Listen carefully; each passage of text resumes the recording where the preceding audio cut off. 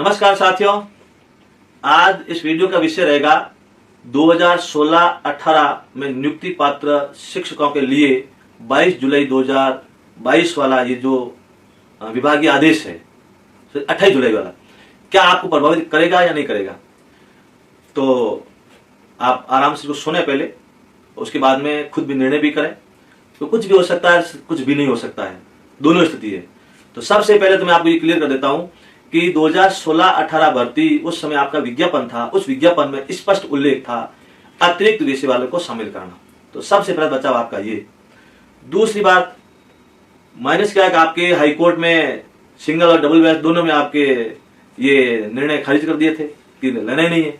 तो इनको लेकर के सरकार एसएलपी में माननीय उच्चतम न्यायालय में गई है। तो ये मामला जब तक उच्चतम न्यायालय में विचाराधीन है तब तक आपकी जो नियुक्ति है वो भी स्पष्ट आपके कोर्ट के आदेशानुसार ही रहेगी। तो संभावना ये बन रही है कि माननीय उच्चतम न्यायालय कभी भी जब इस बड़े लेवल तक, अब तो बहुत बड़ा इशू बन गया है क्योंकि पदोन्नति भी प्रभावित हो रही है और 16-18 में जो नियुक्ति पात्र पा चुके शिक्षक वो भी प्रभावित हो रहे हैं और अभी आने वाले आगामी भर्तियों में वो भी विद्यार्थी प्रभावित हो रहे हैं। तो हो सकता है कि ये बड़ा इशू है और सुप्रीम कोर्ट इसमें बड़ा ऐतिहासिक जो भी फैसला ले वो सबको स्वीकार होगा। तो इसमें अब अपन को क्या करना है कि केवल आप पहले सरकार के आदेशानुसार या सरकार के मंशानुसार जो लगे हुए हैं उनको तो नहीं निकालेगी, तब तो माननीय उच्चतम न्यायालय में सरकार गई है।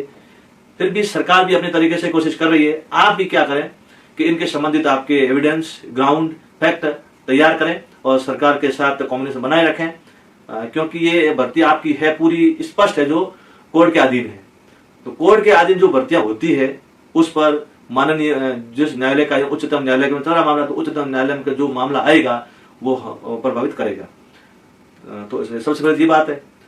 अब रही बात, यदि एडिशनल और एमए और स्ट्रीम चेंज तीनों है। अब देखो इसमें एक मामला नहीं है, एडिशनल तो है, एडिशनल के साथ में और मामले जुड़ गए हैं कि जिन्होंने स्ट्रीम चेंज की है, यानी बीएससी वाला भी इंग्लिश करके लगा हुआ है और बीकॉम वाला भी लगा हुआ है और बीए वाला भी लगा हुआ है।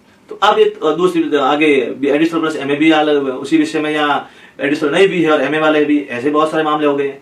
और इनमें अभी जो लेटेस्ट मामला है एक जम्मू कश्मीर वाला, जो आईटीआई का मामला था और बीटेक की हुई थी, वो प्रभावित कर रहा है।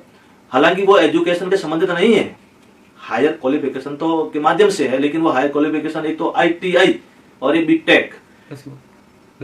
हाँ, आईटीआई तो 10वीं के बाद होता है और बीटेक तो आपको पता है 12th के बाद है। तो ये एक इनको फैक्ट है, इनको अच्छी तरह से यदि आप समझ करके इनको अच्छी तरह से अलग अलग तरीके से समझा सकते हैं तो चैलेंज कर सकते हैं, तो वो आगे एक आपके समस्या का बनी हुई उस समस्या का समाधान हो सकता है। बिल्कुल है। और ये अभी एक डोली शर्मा और एक राजस्थान हाईकोर्ट का अभी तुरंत का फैसला है, जिन्होंने क्या क्या बीए की हुई थी, सॉरी बीएससी की हुई थी और उन्हें इंग्लिश में एमए कर रखी थी, लेकिन वो इसी आईटीआई और बीटेक वाले मामले में वो सुप्रीम कोर्ट का है, माननीय सुप्रीम कोर्ट का जो जजमेंट था उस जजमेंट के आधार पे राजस्थान हाईकोर्ट ने बरकरार रखते हुए उनको बाहर कर दिया था। तो वो प्रभावित किया। तो उससे विद्यार्थी भी क्या करें, हमको भी कर देंगे, नहीं करेंगे। तो आपको डरने की जरूरत नहीं है, क्योंकि आप तो नियुक्ति पा चुके हो और नियुक्ति पाए हुए विद्यार्थियों के लिए यदि भी ऐसा हो गया तो सभी संगठन भी ये कह रहे हैं कि माना कि अब तो ये एक तरफ तो यूजीसी मान्यता दे रही है यूनिवर्सिटी को और यूनिवर्सिटी सारी करवा रही है और लीगल प्रोसेस से करवा रही है। हाँ, एक दो ऐसा अपन नहीं कह सकते होता है, नहीं भी होगा। सामने वाले विरोध पार्टी यही कह रहे हैं कि ये फर्जी डिग्री लेके आ गए, पदोन्नति भी ले रहे हैं और ये हमारे सीटें खा रहे हैं। तो कह नहीं सकते कोई इलीगल काम किया है, वो तो गलत है ही, लेकिन लीगल अच्छी तरह से उन्होंने मान्यता प्राप्त विश्वविद्यालय से बिल्कुल अच्छी तरीके से जो सिस्टम से किए है, उनके लिए कोई समस्या नहीं है। तो आपके लिए सबसे प्लस यही है कि आपका जो विज्ञापन था उसमें आपको बिल्कुल दे रखा था और ये सरकार पर निर्भर करता है और सरकार चाहती है तो यही कह हमने विज्ञापन में शो कर रखा था और हम डिग्रियां करवा रहे हैं, इसलिए हम तो लेंगे, तो बिल्कुल लेंगे। और ये इसीलिए सरकार गई हुई है, आपको डरने की जरूरत नहीं है। विद्यार्थी अलग से एसएलपी लगाए, पिटीशन बनाए, तो वो आपकी इच्छा है, हम कुछ नहीं कह सकते, लेकिन जब तक सरकार आपके लिए कर रही है आपको सजग रहना है। हाँ, जब ये हियरिंग होती है उस समय आप जो भी कमियां हैं उस कमियों को नोट करते रहें, फाइल बनाते रहें और उस नेक्स्ट हियरिंग में कमी को दूर करें, बताएं किस प्रकार से है, तब कॉम्बिनेशन बनाए रखें। केवल ये नहीं कि आपने उम्मीद छोड़ दी या कि हम तो अपनी नौकरी कर रहे हैं वो सरकार लड़ रही है, नहीं, सरकार अपने स्तर पर काम कर रही है, आपको भी अपने स्तर पर लगे रहना है। तो सबसे पहले यही है कि आगे सितंबर में हियरिंग होने वाली है, उस पर सजग रहें, अपने अपने स्तर पे एविडेंस इकट्ठे करें जो ऐसा मामला होता है तो उसकी कमियां हैं उसको नोट करें, और अधिकतर संगठनों का प्रभाव भी पड़ रहा है और बड़ी एक तैयारी लंबी लड़ाई के लिए अब सारे लोग तैयार हो गए, क्योंकि अधिकतर लोग हजारों शिक्षक जो तृतीय श्रेणी लगे हुए थे अब पदोन्नति रोक दी गई है, वो भी अलग अलग तरीके से अपने कोशिश कर रहे हैं।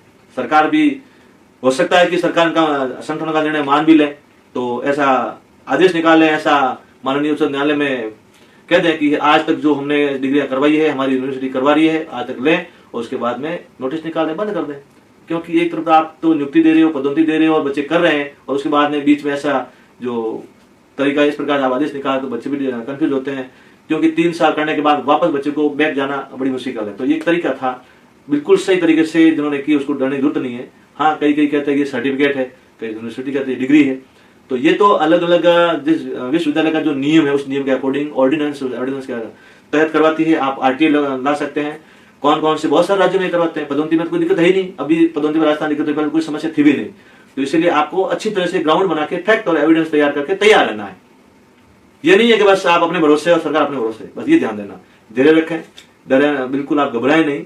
आप 5 साल से सर्विस कर रहे हैं तो कोई समस्या नहीं है कि आपको ऐसी इशू बनेगा और आपका जो अपॉइंटमेंट है जो कोर्ट के अधीन है, ये जरूर है कि माननीय न्यायालय के अधीन है और रहेगा, और उनका जो जजमेंट आएगा सबको स्वीकार होगा।